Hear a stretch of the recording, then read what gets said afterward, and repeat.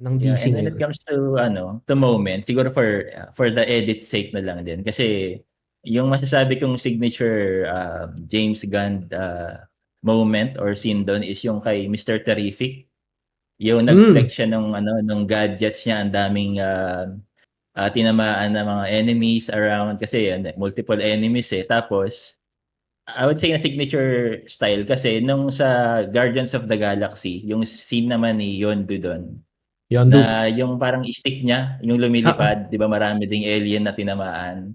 So ayun, sobrang comparable ng dalawang scene na yun. So yeah, so it's like okay, this is really a James Gunn film or James Gunn tawag dito, yun, theatrics sa movie. So ayun.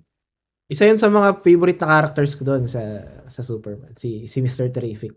Ano siya, akala mo matalino lang ganyan, may gano'n pala siyang arsenal, eh, 'no?